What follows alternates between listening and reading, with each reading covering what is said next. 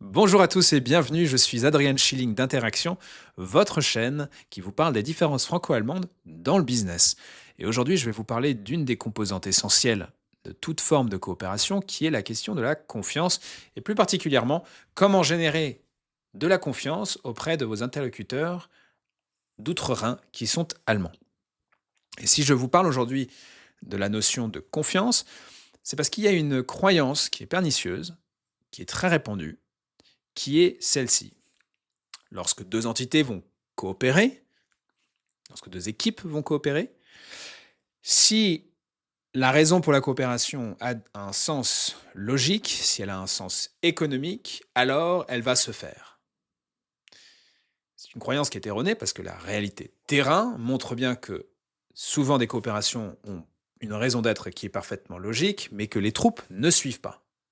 Et si nous analysons le pourquoi, qu'est-ce qui bloque, eh bien nous allons très vite constater que ce qui bloque se trouve, nous appelons dans la réalité immatérielle, c'est-à-dire c'est la partie qui est plutôt, qui est moins palpable que, disons-nous, les process par exemple. Donc si vous avez une coopération qui se lance, vous allez très vite avoir des conversations autour du donc, à quoi va ressembler cette coopération, qui va être en charge de quoi, quels sont les process, quels sont les outils que nous allons utiliser, quelles sont les langues que nous allons utiliser, qui va être responsable de quelle partie. Donc, nous travaillons sur l'organisation, si vous voulez, donc la partie matérielle de la coopération. Mais très très peu de gens se posent la question de la partie immatérielle, qui est moins visible, qui touche à l'humain, en quelque sorte, qui touche aux peurs les plus profondes et aux les aspirations les plus profondes que vous et moi nous avons. C'est à ce niveau-là que peuvent se répandre assez rapidement ce que nous appelons des virus émotionnels. Et c'est, pour la faire très simple, des virus émotionnels, c'est tout ce qui va vous empêcher de jouer carte sur table quand vous êtes dans l'interaction avec quelqu'un d'autre. D'ailleurs, ces virus émotionnels peuvent tout à fait exister et naître dans une collaboration franco-française. Ça n'a rien d'interculturel. Mais donc c'est un mécanisme assez important à prendre en jeu. Ce n'est pas parce que tout est clair au niveau de la stratégie, au niveau du pourquoi est-ce que nous allons coopérer ensemble, que forcément les troupes qui vont opérationnellement mettre en œuvre la coopération vont suivre. Donc la question de la confiance, elle est pas un détail, c'est la clé de voûte, elle est essentielle. Et vous le savez dans plein de domaines différents. Prenez n'importe quelle relation qui aujourd'hui, que vous qualifierez d'une relation, disons, fructueuse, nourrissante, enrichissante, qui apporte quelque chose à votre vie. Si vous prenez cette relation auquel vous pensez et que vous la décortiquez, vous allez vite constater qu'il y a une espèce de confiance de base qui règne. Ôtez cette confiance dans cette relation et elle n'aura plus jamais le même visage. Et la confiance, nous baignons tellement dedans que nous, souvent, n'avons pas conscience de l'impact que la confiance a sur nos rapports. Et la confiance est à la base de notre économie. Si je sors un billet, si je sors maintenant un billet là, de 50 euros et que je vous donne un billet de 50 euros, le fait que vous le preniez sans histoire et que vous êtes content parce que je vous ai donné 50 euros, c'est parce que vous avez confiance que là-dedans, il y a en effet 50 euros de valeur. Si je fais la même chose, on va me dire c'est tellement absurde et c'est tellement ridicule ce que je suis en train de faire, mais si je suis en train de faire ceci, je vous donne 50 euros, j'ai écrit 50 euros sur ce bout de papier, ce bout de papier n'a aucune valeur, parce que vous n'avez aucunement confiance que ce billet, que ce bout de papier, qui n'est rien d'autre que, c'est aussi un bout de papier, va pouvoir vous acheter la même valeur sur le marché. À la base de cette transaction, la différence entre ces deux transactions, il y a ici de la confiance, alors qu'ici, il n'y a aucune confiance dans un bout de papier. Dans tous nos rapports, la confiance met de l'huile dans les rouages. La confiance permet d'être efficient. La confiance permet d'avancer à une rapidité à moindre coût. Donc, la confiance étant la clé de voûte de vos coopérations, il est essentiel de savoir comment est-ce que vous allez générer de la confiance avec des interlocuteurs qui probablement génèrent, eux, de leur côté, de la confiance de manière très différente. Comment est-ce qu'en France, qu'est-ce que vous faites dans la vie de tous les jours pour générer la confiance auprès de vos interlocuteurs? Quand je pose la question à mes clientes, j'ai souvent du mal à en sortir quelque chose et j'ai appris à travers cela que, au fond, pour beaucoup, nous avons confiance ou nous ne l'avons pas, mais nous ne savons pas forcément quels ont été les ingrédients, quels ont été les facteurs qui ont généré la confiance. C'est c'est comme, c'est comme instinctif. Et, on sent quelqu'un ou on ne le sent pas. C'est souvent ce que j'entends. C'est non, bah je sais pas, on s'est rencontrés et ça a fait clic.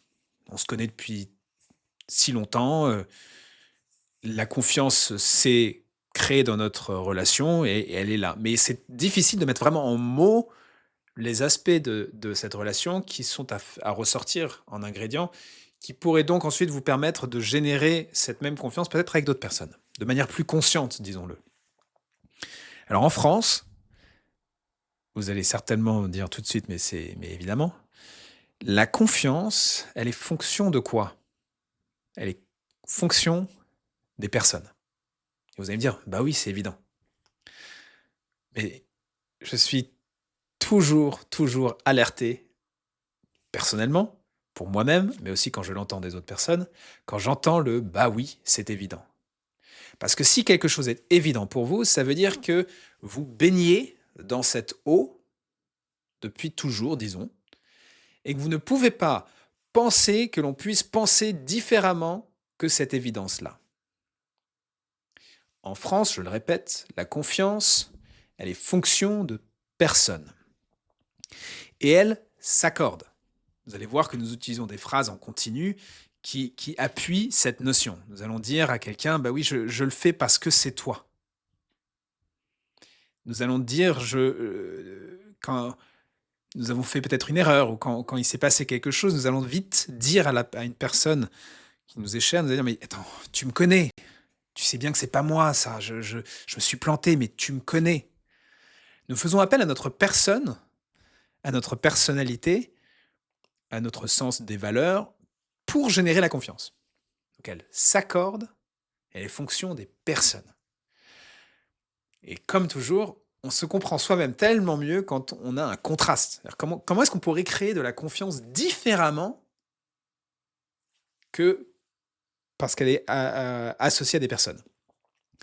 Eh bien, en Allemagne, la confiance, elle est fonction non pas des personnes, mais des faits. Et donc la confiance se gagne et elle ne s'accorde pas. Ce sont deux mondes qui sont très différents quand il s'agit de générer la confiance.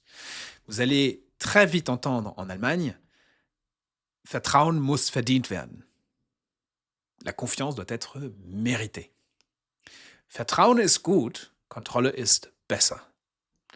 La confiance est bien, le contrôle est mieux.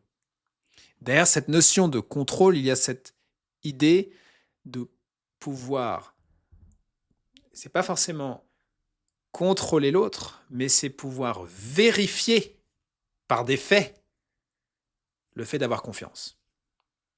C'est d'ailleurs la grande raison pour laquelle, si vous avez déjà eu un repas avec des Allemands, un repas d'affaires avec des Allemands, assez rapidement, les Allemands vont vous parler de tout leur parcours professionnel, de toute leur expertise. Ils vont vous donner beaucoup d'informations sur beaucoup de faits, sur leur expertise et sur ce qu'ils ont déjà fait auparavant. Là où, peut-être en France, nous allons plutôt parler de l'école que nous avons fait, de la position dans la promo que nous avons peut-être eue lors de notre parcours éducatif. En Allemagne, nous allons mettre en avant tout ce que nous avons fait professionnellement qui démontre ma compétence pour parler d'un sujet. D'ailleurs, nous sourions en France quand nous voyons sur les cartes de visite en Allemagne, il y a le docteur, le fameux docteur. Plein de personnes en France ont aussi un doctorat, ont ce titre que vous n'allez jamais voir sur une carte de visite en France. La lecture française, c'est que c'est un peu pompeux de mettre son titre de doctorat sur sa carte de visite. Il y a une réelle utilité, une intelligence derrière le fait de mettre son doctorat sur la carte de visite en Allemagne, car c'est la preuve que cette personne a une compréhension profonde d'un sujet. Elle est donc experte dans son domaine. Vous allez notamment voir cette énorme différence de confiance quand il y a un problème. Quand vous faites face à un problème en entreprise, vous êtes avec votre équipe, il y a donc un sujet qui arrive. Une des premières questions que l'on va se poser pour résoudre cette question, c'est de savoir qui a une idée en France. Qui a une idée? En Allemagne, la première question que nous allons nous poser, c'est de savoir qui a le plus d'expérience avec ce problème ou un problème qui se rapproche le plus du problème que nous avons.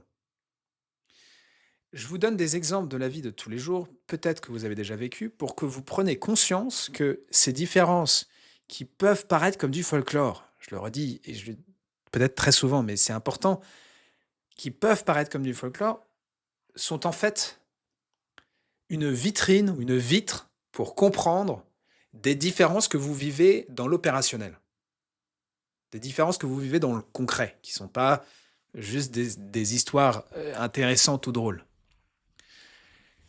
En quoi est-ce que le fait de connaître cette information peut changer la manière dont vous abordez une conversation avec un Allemand, par exemple? Eh bien, si je rentre dans une conversation, j'ai un déjeuner d'affaires, je constate que l'Allemand me parle de toute son expérience, me dit qu'il est un docteur dans tel et tel domaine et ainsi de suite, ma lecture française va être: c'est un peu pompeux, qu'est-ce qu'il a quoi? Il se la pète, pourquoi est-ce qu'il me parle de tout ça? Il se la pète. Donc mon regard est biaisé de par ma propre manière de générer de la confiance. Je vais plutôt me montrer de manière très agréable, je vais être jovial, je vais être sympathique, parce que si je veux générer de la confiance, c'est parce que je suis quelqu'un en qui on peut avoir confiance. Donc je vais montrer tous mes atouts en tant que personne. Donc avec ce prisme dans cette situation, la manière dont l'allemand se présente, que je n'ai pas encore rencontré jusqu'alors, elle va pas générer de la confiance chez moi, elle va plutôt créer du doute, de la méfiance. Mais si vous savez que derrière la manière derrière son comportement, il y a une réelle logique et un réel intérêt à vous, à se montrer de la meilleure manière possible pour que vous puissiez avoir confiance en lui. Si vous le savez, vous allez voir qu'il y a une différence, certes, mais vous allez pouvoir éviter de raisonner en termes de mieux que, moins bien que. C'est juste une différente manière de créer de la confiance. Alors de la même manière, mon travail est aussi d'aller voir, de parler avec les Allemands pour leur expliquer que c'est très important d'avoir un lien personnel, que si vous voulez que la coopération avec des Français se passe bien, ce n'est pas parce que le process est clair, comme ce que nous pensons souvent en Allemagne, mais parce que vous avez un lien particulier avec vos interlocuteurs en France. Parce que vous vous entendez bien à un niveau qui est beaucoup plus de l'ordre de l'émotionnel. Alors ce sont bien sûr des différences là très marquantes et je tire le trait dans le sens que je veux faire ressortir un contraste. Je veux contraster ces deux manières de générer la confiance pour que vous puissiez aussi voir dans votre propre expérience, en effet, comment est-ce que vous avez rencontré peut-être même d'autres cultures. Et qu'est-ce qui s'est passé dans ces premiers instants de la rencontre? A priori, nous avons tous une intention qui est d'abord positive. Si nous partons de ce prisme-là, quand deux personnes se rencontrent, avec une intention qui est d'abord positive, de se positionner de la manière la plus positive, eh ben, nous allons sortir les cartes que nous avons, qui sont positives pour nous. Et ce que malheureusement nous ne savons souvent, ce que nous ne savons pas, eh bien, c'est que cette même carte que l'Allemand va sortir avec son doctorat dessus peut générer chez vous exactement l'inverse de ce que cette personne cherchait à générer. La confiance, elle est essentielle parce que sans confiance, vous n'allez pas pouvoir vous-même être pleinement qui vous êtes. Ce que ça veut dire par la suite, c'est que vous n'allez pas être authentique. Ce que ça veut dire par la suite, c'est que vous n'allez pas donc rechercher toutes les ressources que vous avez qui sont extraordinaires quand vous les mettez en œuvre pour une coopération. Là où je veux en venir, c'est que la coopération interculturelle, elle a une valeur inégalable parce qu'elle est potentielle de synergie comme on ne peut pas le générer dans une relation franco-française ou germano-allemande. Donc il y a un manque à gagner qui est monstrueux, dont on ne peut pas avoir conscience. Je peux utiliser tous les mots que j'aimerais pouvoir utiliser. J'aimerais pouvoir utiliser un nombre d'exemples incalculable pour pouvoir vous le décrire. Je sais que je passerai à côté. Parce que la synergie, c'est quelque chose qui se vit dans les tripes. C'est pas quelque chose que vous allez justement pouvoir rationnellement créer. Parce que rationnellement, 1 + 1 = 2. Voilà, on ne peut pas changer quelque chose de cette équation. 1 + 1 = 2. Mais la synergie, c'est que 1 + 1 = 11. Et ça, c'est quelque chose qui n'est pas forcément palpable jusqu'à ce qu'on le vit dans ses tripes. Alors, le so what derrière ça, que j'aimerais vous donner en synthèse. La synthèse de cette notion de confiance et des différences de la manière dont on gère la confiance ou génère la confiance en France et en Allemagne. Si vous voulez créer de la confiance auprès des Allemands, la première chose que je vous dirais en termes de best practice, c'est de parler de faits plus que d'interprétation. Et je le dis parce que qu'est-ce que nous apprenons à l'école dès le plus jeune âge? Il y a un exercice qui est assez essentiel qui montre notre capacité à raisonner, notre capacité à penser en termes de synthèse. Et vous le verrez en réunion, vous pourrez avoir pendant 1 heure une réunion, et si la personne qui avait la parole vous dit « et puis maintenant en synthèse », vous allez voir que tous les regards se lèvent en France. Et probablement, quand je viens de dire à l'instant en synthèse, votre oui, c'est affiné. Ah tiens, qu'est-ce qu'il va dire là? Et je fais l'inverse, je ne suis pas en train de faire une synthèse, excusez-moi. Je recommence. En synthèse, pour créer de la confiance avec les Allemands, numéro 1, parler des faits plutôt que des interprétations. Numéro 2, évitez donc la synthèse qui n'est pas vérifiable. Rappelez-vous de cette phrase que j'ai dite en allemand. Vertrauen ist gut, Kontrolle ist besser. La notion de contrôle, donc je traduis la phrase. La confiance est bien, le contrôle est mieux. La notion de contrôle ici, elle est surtout de pouvoir vérifier les arguments, les faits que l'on avance, qui vont donc générer de la confiance. Donc évitez la synthèse et rentrez plutôt dans une logique de démonstration, que vous connaissez parfaitement bien, qui est la démonstration mathématique. Une démonstration mathématique, elle part avec un postulat qui met le cadre, et ensuite il y a un ensemble de liens logiques d'une équation à l'autre qui nous permet d'arriver à un résultat. Et si vous vous rappelez de vos cours de mathématiques, vous n'étiez pas aussi bien noté lorsque vous avez bien trouvé le résultat que si vous avez fait une belle démonstration qui expliquait pourquoi vous avez trouvé le résultat. Et notre esprit de synthèse nous amène très rapidement au résultat. On dit, le résultat de mon calcul, c'est ça. Mais ce qui va intéresser les Allemands, c'est pas le résultat, c'est de savoir comment est-ce que vous êtes arrivé à ce résultat.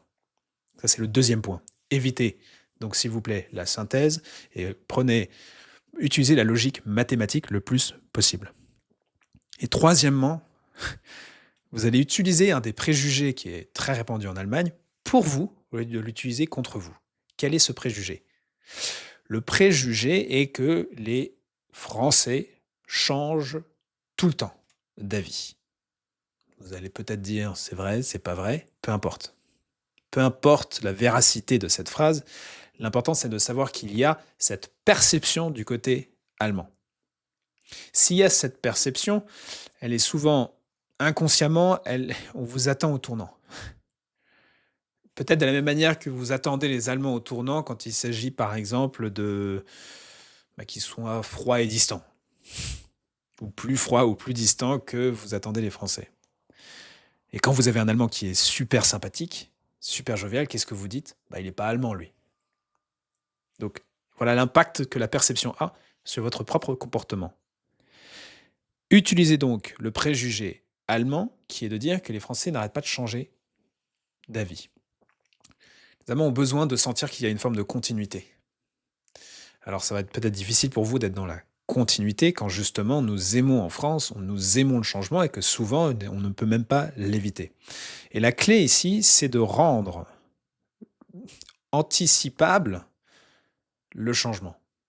Souvent, ce que nous allons faire en France, trop souvent malheureusement, comparé à un référentiel allemand, Nous allons vouloir noyer le poisson le plus longtemps possible et arriver à la dernière minute avec une nouvelle que nous voyons comme étant négative. Alors que la meilleure chose à faire pour générer de la confiance auprès des Allemands, c'est d'annoncer dès que vous voyez la possibilité d'un changement qui va impacter la coopération, dès que vous le voyez, dès que vous pouvez l'anticiper, eh bien de commencer déjà à l'annoncer auprès des Allemands. Donc apporter autant que possible de la continuité auprès des Allemands. 3 points donc pour générer de la confiance. Déjà, sachez qu'elle s'accorde, qu'elle se gagne et qu'elle est les fonctions des faits et non pas des personnes. Donc, argumenter, fait, rentrez plus dans le détail pour démontrer explicitement comment est-ce que vous arrivez à certaines conclusions, éviter la synthèse et apporter le plus possible de la continuité. Voilà, j'espère que ces quelques points sur la confiance, sur la différence des confiances, de la génération de confiance en France et en Allemagne, vous sera utile. Surtout, dites-moi, partagez-moi votre expérience avec ce sujet, je serais très curieux d'en savoir plus. Si je peux vous aider dans votre coopération actuelle à mieux comprendre une situation qui vous paraît pour le moment énigmatique, surtout n'hésitez pas, je me vous mets dans le lien de cette vidéo, dans le bas, dans les commentaires, je vous mets un lien vers mon programme gratuit qui vous permet de mieux appréhender la relation avec votre maison mère et surtout, n'hésitez pas à prendre contact avec moi, je vous mets un deuxième lien vers mon Calendly. J'espère que nous nous parlerons très bientôt. Belle journée. Au revoir.